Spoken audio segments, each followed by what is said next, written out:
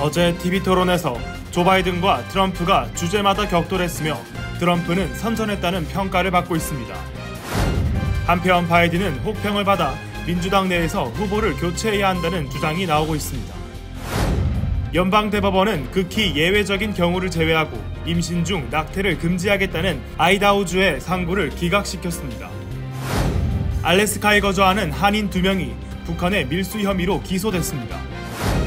NJ 트랜짓이 약 10년 만에 처음으로 요금 인상에 나섭니다. 뉴욕시가 10년 만에 가장 빠른 속도로 젊은 층 인구를 잃어버리고 있는 것으로 조사됐습니다. 한인 업주들이 인력 부족을 겪으면서 타민족 노동자들을 고용하는 경우가 늘고 있는 가운데 노동법 위반 등에 따른 단속이나 피소 가능성에 대한 우려가 커지고 있습니다. 어제 뉴욕시 맨해튼 32스트릿에 새롭게 문을 연 코리아 센터 뉴욕이 정식 개원식을 가졌습니다.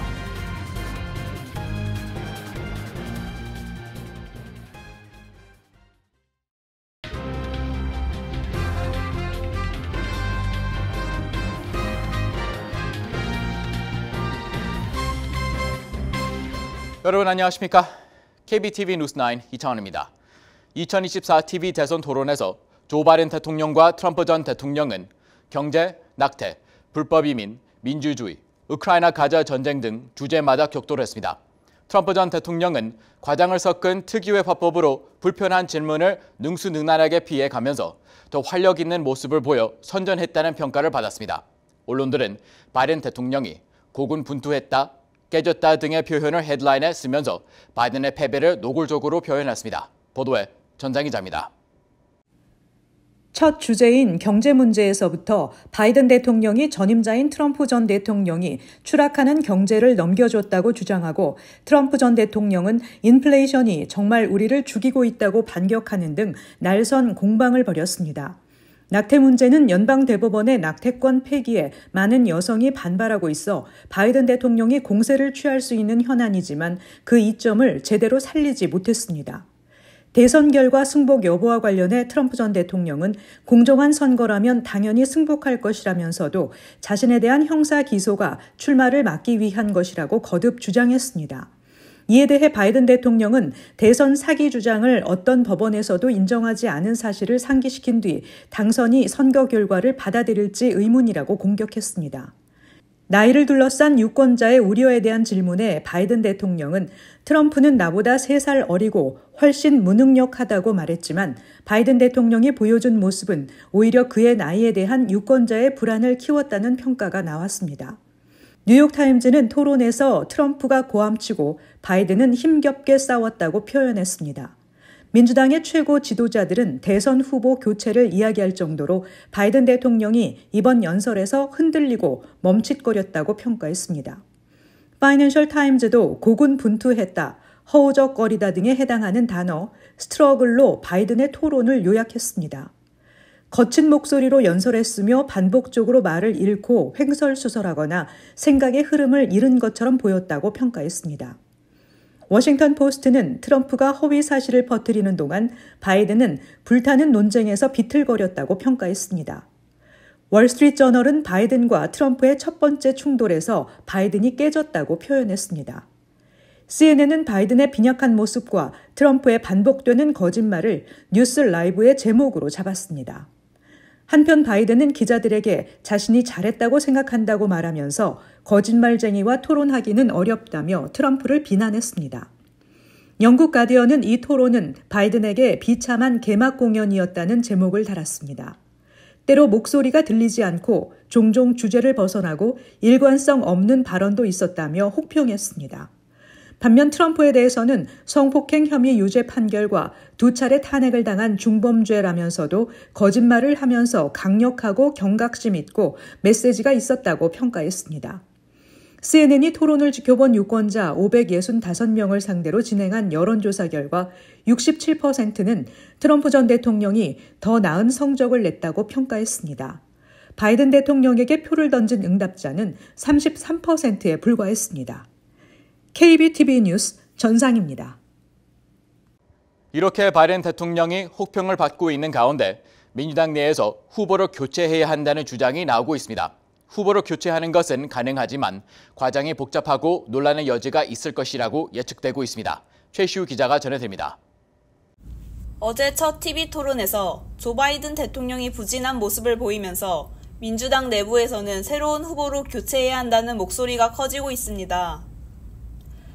바이든 대통령은 이날 전반적으로 경직되고 불안해 보였으며 토론 내내 쉰 목소리로 말을 더듬거나 웅얼거리는 모습을 보여 또렷하고 당당한 태도를 보여주지 못했다는 평가를 받고 있습니다. 각종 여론조사에서 바이든 대통령이 공화당 소속 도널드 트럼프 전 대통령에게 뒤처져 왔는데 열세를 극복하기는커녕 인지력 저하 논란으로 대변되는 고령 리스크만 부각되었습니다. 민주당 정부위원회의 현재 규칙에 따르면 민주당이 대선 후보를 교체할 수 있는 방법은 바이든 대통령이 스스로 사퇴하고 지명을 양보하는 것입니다. 이 경우에 출마를 선언한 인사들을 두고 8월 시카고에서 열리는 민주당 전당대회에서 대의원 투표가 진행되고 새로운 후보를 선출하게 됩니다. 또한 바이든 대통령이 사퇴했을 때 부통령인 카말라 해리스가 자동으로 후보가 되지 않으며 월스트리트저널은 후보로 캘리포니아 주지사 게빈 뉴섬, 미시간 주지사 그레첸 휘트머, 일리노이 주지사 제이비 프리츠커 등이 거론된다고 전했습니다. 선거가 몇 달밖에 남지 않은 이 시점에서 민주당이 바이든 후보를 교체할 수 있는 방법은 있지만 이는 매우 복잡하고 논란의 여지가 있을 것으로 예측되고 있습니다. KBTV 뉴스 최시우입니다. 연방대법원은 극히 예외적인 경우를 제외하고 임신 중 낙태를 금지하겠다는 아이다호주의 상고를 6대3으로 기각시켰습니다. 이는 연방법을 위반하고 있다는 바이든 행정부의 손을 들어준 것입니다. 다만 이는 하급심에서 다시 다뤄질 전망입니다. 전상희 기자가 전해드립니다. 연방대법원은 아이다호주가 임신부의 생명이 위급할 때만 낙태를 예외적으로 허용하는 것에서 나아가 건강보호 목적으로도 낙태를 허용할 수 있게 하겠다고 밝혔습니다. 조 바이든 대통령은 성명을 통해 하급심으로 돌아간 판결의 결과가 다시 나올 때까지만 연방대법원의 판결은 아이다호주의 여성들이 처방을 받도록 잠시나마 허용해 준 것이라며 죽음의 위기에 처한 여성들은 그들에게 필요한 처방을 받을 권리가 있다고 밝혔습니다. 바이든 행정부는 매우 예외적인 경우를 제외하고 낙태를 허용하지 않는 아이다호주의 법이 연방법인 응급의료법과 충돌한다고 보고 있습니다. 구체적으로 임신부가 건강에 위협을 받는다면 연방법에 따라 비상낙태권을 가져야 한다는 내용입니다. 낸시 노텁 자기결정권센터 사무총장은 지금은 안도했지만 축하하기까지는 어렵다며 임신 합병증을 앓는 여성들과 그들의 치료에 대한 방안이 명확하길 바라는 병원 스태프들에게 보다 확실한 권리가 당장 필요하다고 밝혔습니다. 이 같은 판결문은 전날 홈페이지를 통해 잠시 유출된 후 삭제된 바 있습니다. 다만 지난 2022년 6월 로데 웨이드 판결이 뒤집힐 당시에도 선고 전 폴리티코가 판결문을 입수해 보도한 후 동일한 내용의 판결이 내려진 바 있습니다. KBTV 뉴스 전상입니다. 알래스카에 거주하는 한인 2명이 북한의 밀수 혐의로 기소돼 충격을 주고 있습니다. 연방법무부는 이들을 총 24건의 법 위반 혐의로 체포해 기소했으며 이들은 해당 혐의에 대해 모두 유죄 판결을 받으면 최소 100년형에 처해질 수 있게 됩니다. 앞으로의 재판 과정이 주목되고 있습니다. 계속해서 전장희 기자입니다. 연방법무부는 알래스카에 거주하는 미국 시민권자 한인 2명을 밀수, 돈 세탁, 제재 회피 등 총 24건의 법 위반 혐의로 체포해 기소했다고 밝혔습니다. 이들은 해당 혐의에 대해 모두 유죄 판결을 받으면 최소 100년형에 처해질 수 있게 됩니다. 알래스카 연방검찰청에 따르면 기소된 이들은 북한에 $5 상당의 PEG 캔디와 어린이 장난감 종이 딱지를 보내려다 적발됐습니다. 기소된 이들은 한국에서 태어났지만 미국 시민으로 귀화한 미국인 시민권자입니다. 레인 터커 알래스카 연방검찰청장은 기자회견을 통해 이들이 연방법을 위반해 북한 정권에 중요한 물질적 지원을 제공하고 있었다며 대규모 국제 범죄 음모를 무너뜨리는 데 전력을 다했다고 밝혔습니다. 알래스카 연방검찰청에 따르면 연방수사국, 마약 단속반, 주류 담배 화기, 폭탄물 단속국 등이 합동으로 이들의 거주지를 급습해 물품을 압류했습니다.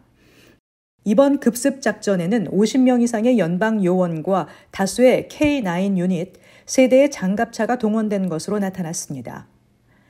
이 과정에서 수사 요원들은 $5 상당의 PEG 캔디와 디스펜서, $12 50센트 상당의 딱지를 압수했지만 살상 무기는 발견하지 못한 것으로 알려졌습니다. 그러나 알래스카 연방검찰청의 레이건 짐머벤 대변인은 교활한 북한 정권이 우리 미국산 사탕과 어린이 장난감으로 무엇을 만들지 어쩌면 폭탄일 수도 있다고 답변한 것으로 알려졌습니다. 기소된 이들 중 한 명은 가족이 북한에 거주하고 있다며 그저 조카들을 위해 몇 가지 물건을 보내려고 했을 뿐이라고 밝혔습니다. KBTV 뉴스 전상입니다. NJ 트랜스시 약 10년 만에 처음으로 요금 인상에 나섭니다. 당장 다음 주 월요일부터 요금의 15%가 오르는데요. 자세한 내용 길현민 기자가 전해드립니다. 당장 다음 주 월요일부터 NJ 트랜짓 이용 요금이 인상됩니다. NJ 트랜짓은 약 10년 내 처음으로 7월 1일을 기점으로 대중교통 요금이 15% 인상된다고 발표했습니다. 이후 내년부터는 인플레이션을 반영해 매년 7월 1일 요금이 3%씩 인상됩니다. 하지만 이번 요금 인상의 타이밍이 좋지 않습니다. 지난주에 이어 이번 주에도 열차 운행 서비스가 지연되거나 중단되는 등 차질이 이어졌기 때문입니다. 승객들은 열차 서비스는 언제 멈출지 모르는 믿을 수 없는 상태인데 요금을 올린다는 게 말이 되냐며 목소리를 높이고 있습니다. 실제로 6월 들어 NJ 트랜짓 열차와 암트랙 서비스는 열차 위 전선이 꼬이면서 최소 5차례 이상 운행 서비스에 차질을 빚었습니다. 이에 NJ 트랜짓과 암트랙 열차 서비스는 어제 운행 서비스 차질 원인 파악과 관련해 합동으로 조사에 착수하고 시스템 재정비 및 강화에 나설 것이라고 밝혔습니다. 지난 4월 대중교통이사회는 오는 7월 1일부터 NJ 트랜짓 이용요금을 15% 인상하는 안에 만장일치로 승인했습니다. 이에 요금 인상에 항의하는 시위가 NJ 트랜짓 뉴욕 본사 앞에서 수차례 이어졌습니다. NJ 트랜짓 인상안은 올 1월 처음 제안됐으며 2025 회계연도 예비 예산안 중 1억 1,900만 달러의 적자가 확인된 뒤 나왔습니다. NJ 트랜짓은 요금 인상을 통해 재정 적자를 메운다는 방침입니다. NJ 트랜짓은 손실을 상쇄하기 위해 수년에 걸친 연방정부의 코로나 구호 자금을 투입했음에도 불구하고 여전히 2025년 예산 자금이 적자로 우려되는 상황이라며 인상 배경을 설명했습니다. KBTV 뉴스 길려면입니다. 뉴욕시가 10년 만에 가장 빠른 속도로 젊은 층 인구를 잃어버리고 있는 것으로 조사됐습니다. 길현민 기자가 알아봤습니다. 어제 인구조사 데이터 분석업체인 소셜 익스플로러가 뉴욕시 인구 통계를 발표했습니다. 조사 결과 2023년 뉴욕시 젊은 층 인구는 2020년 대비 18만 6천 명이 감소한 것으로 집계됐습니다. 2023년 기준 뉴욕시 20세 미만 젊은 층 인구는 180만 명으로 3년 전 대비 9%가 줄어든 것입니다. 소셜 익스플로러는 2010년 이후로 뉴욕시 젊은 층 인구는 꾸준히 감소했지만 코로나19 이후 젊은 층 유출이 가속화된 것으로 분석했습니다. 이어 10년 만에 가장 빠른 속도로 젊은 층이 빠져나가고 있는 것으로 지적했습니다. 지역별로 살펴보면 지난 3년 사이 20세 미만 젊은 층 인구는 뉴욕시 전역 5개 보로 중 브루클린에서 가장 유출이 심각했습니다. 2년 새 브루클린에서는 6만 6천 명의 젊은 층이 사라졌으며 퀸즈에서 5만 3천 명, 브롱스에서 4만 1천 명, 맨해튼 2만 2천 명, 스태튼 아일랜드에서 4천 명의 젊은 층 인구가 빠져나갔습니다. 젊은 인구가 급속히 사라지는 이유로는 뉴욕시의 비싼 주택비가 문제인 것으로 분석됩니다. 이에 젊은이들이 저렴한 주택을 찾아 뉴욕시를 빠져나가고 있으며 이를 코로나19로 인한 재택근무 증가가 부추긴 것으로 파악됩니다. 5세 미만 아동의 경우 팬데믹 여파로 출산율이 감소하며 줄어들었으며 2020년 뉴욕시 5세 미만 인구 54만 7천 명에서 2023년 44만 5천 명으로 17%가 감소했습니다. 이에 자연스럽게 뉴욕시 공립교 재학생 수 감소로 이어졌습니다. 2020년 뉴욕시 공립학교에 등록된 학생 수는 110만 명이었지만 3년 뒤 약 91만 5천 명을 기록했습니다. 뉴욕시를 떠난 학생들을 인종별로 살펴보면 아시안 학생들이 가장 많이 이주하는 곳은 롱아일랜드, 빈곤층 학생들은 펜실베니아, 흑인 학생들은 아예 집값이 저렴한 남부 지역으로 향하고 있는 것으로 분석됐습니다. KBTV 뉴스 길려맨입니다. 한인 업주들이 인력 부족을 겪으면서 서로 미비자를 포함한 타민족 노동자들을 고용하는 경우가 늘고 있는 가운데 노동법 위반 등에 따른 단속이나 피소 가능성에 대한 우려가 커지고 있습니다. 일부 히스패닉 변호사를 중심으로 노동법 위반 피소 사례가 잇따르고 있어 노동법에 맞게 근무 기록 등을 제대로 남길 필요성도 강조됩니다. 전상 기자가 전해드립니다. 업계에 따르면 건설, 네일, 요식업 등 일부 업종의 경우 더 이상 한인 인력을 구하기 어려워 히스패닉 등 타민족 직원을 고용할 수밖에 없는 실정입니다. 하지만 일부 히스패닉 변호사를 중심으로 횡행하는 임금 체불 등 노동법 위반 사례가 잇따르고 있습니다. 이에 따라 노동법에 맞게 근무 기록 등을 제대로 남길 필요성도 강조되고 있습니다. 이와 함께 한인 자체 노동력을 공급받을 수 있도록 한인 비자 승인 건수를 대폭 늘리고 소송에 대처하기 위한 노력을 해야 한다는 주장이 나오고 있습니다. 이상호 한인 네일협회장은 최근 채용 직원의 100%가 타민족이라며 주로 소개로 직원을 구한다며 따라서 이들의 신분을 확인하긴 어렵고 가져오는 라이센스를 믿는 수밖에 없다고 밝혔습니다. 건설업계도 사진, 생년월일, 주거지가 들어간 신분증이 있다면 불체자라도 대부분 노동이 가능합니다. 신분증이 없을 경우 업주가 10시간에서 30시간의 안전교육 등을 통해 조건이 명기된 신분증을 발급받게 돕고 있습니다. 김영진 뉴욕 한인 건설인협회 회장은 뉴욕은 음성적으로 불체자 고용을 장려하는 곳이라며 단속하면 뉴욕은 문 닫아야 한다고 전했습니다. 불체자가 99%라며 히스패닉에게 $250가량의 일당을 주고 고용한다고 전했습니다. 이민법 전문 변호사는 일반적으로 불체자들이 많이 하는 일은 비자를 받기 어려운 직군들인데 한인업계에 필요한 직군들이라는 점을 꾸준히 강조해야 한다며 불법 노동이라 해도 시간표, 서명, 임금 지불 내역 등을 제대로 남기지 않는 건 업주에게 위험하다고 지적했습니다. 시스템의 허점을 이용한 일부 히스패닉 변호인들이 수임료를 내지 않아도 된다며 근로자들에게 접근해 승소를 보장하며 소재기를 부추기고 있습니다. KBTV 뉴스 전상입니다. 어제 뉴욕시 맨해튼 32스트리트에 새롭게 문을 연 코리안 센터 뉴욕이 정식 개원식을 가졌습니다. 이 자리에는 유인촌 문화체육관광부 장관과 김희환 주 뉴욕 초용사, 케빈 김 뉴욕시 SBS 국장뿐만 아니라 150여 명의 문화예술인이 참석해 자리를 빛냈습니다. 기러미 기자가 전해드립니다. 세계의 문화의 중심지 뉴욕 한복판에 코리아 센터 뉴욕이 정식으로 문을 열고 어제 개원식 행사를 개최했습니다. 개원식에는 유인촌 문화체육관광부 장관과 김희환 주 뉴욕 총영사, 케빈 킴 뉴욕시 SBS 국장, 가수 겸 변호사 이소은, 재즈 가수 웅산, 배우 정준호 씨 등 문화예술계 인사 150여 명이 참석해 축하 인사를 전했습니다. 유 장관은 환영사를 통해 한국의 전통문화와 현대문화가 코리아 센터 뉴욕을 통해 전 세계로 뻗어나가고 뉴욕만의 독특한 문화와 융합돼 또 다른 새로운 문화가 만들어지는 발상지가 되길 희망한다고 전했습니다. 코리아 센터 뉴욕에는 한국문화원과 한국관광공사가 이미 입주해 있으며 한국콘텐츠진흥원은 올해 안으로 입주를 계획하고 있습니다.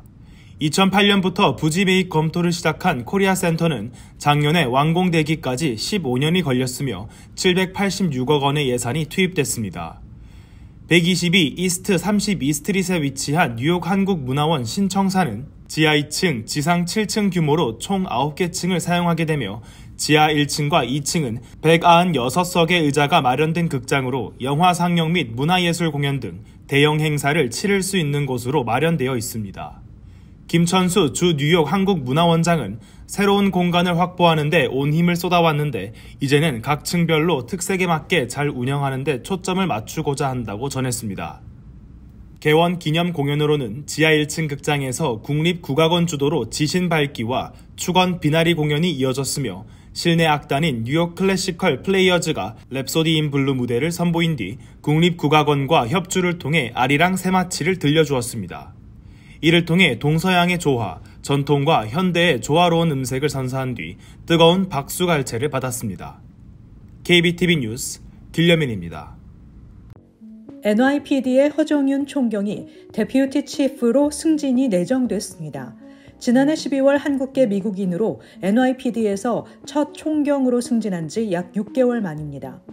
데퓨티 치프는 일선 경찰서를 책임지는 총경보다 한 등급 높은 직급으로 한국의 경무관과 비슷한 계급입니다. 계급장도 총경을 상징하는 독수리에서 별 1개로 바뀝니다. 허 총경은 이민자 출신이지만 내부 신임을 얻어 유리천정을 뚫고 승진한 것입니다.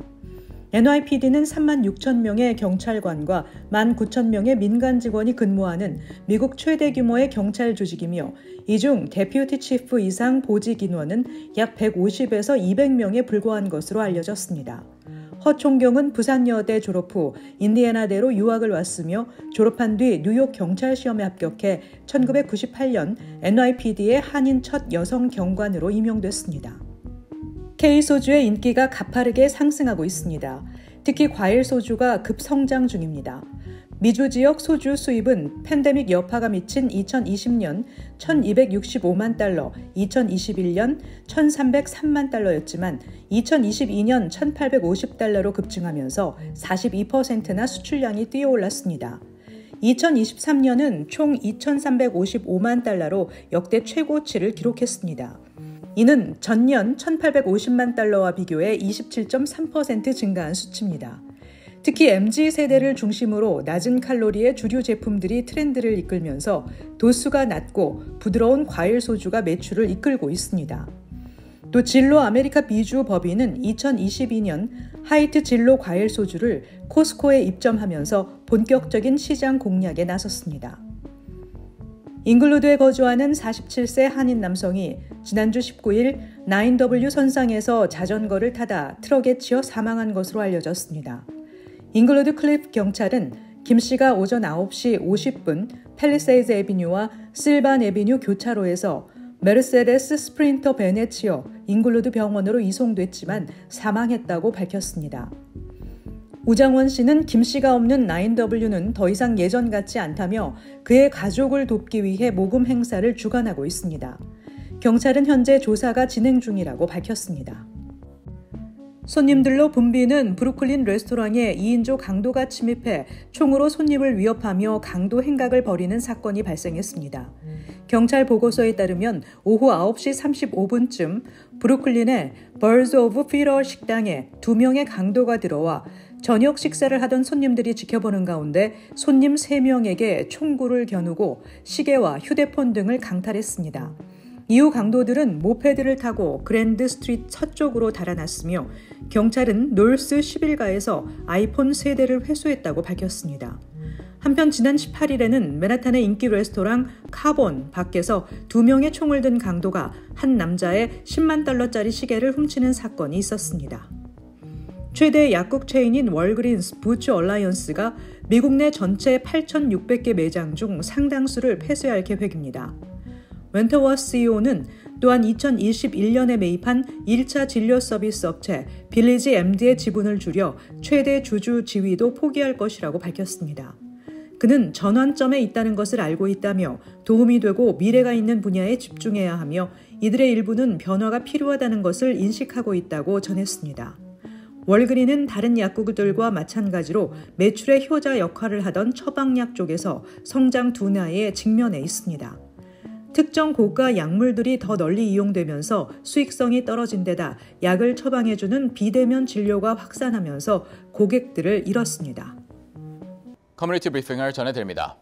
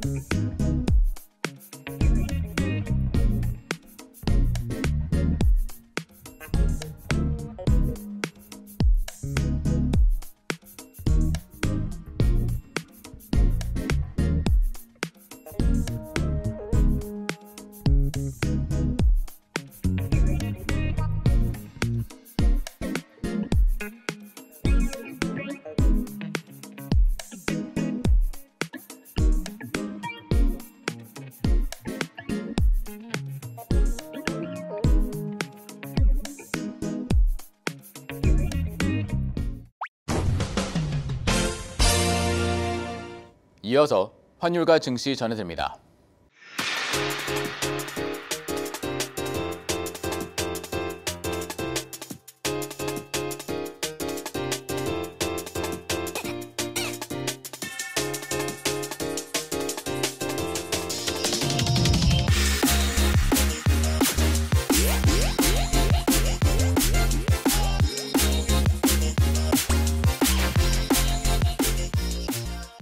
뉴욕과 뉴저지 날씨 전해드립니다.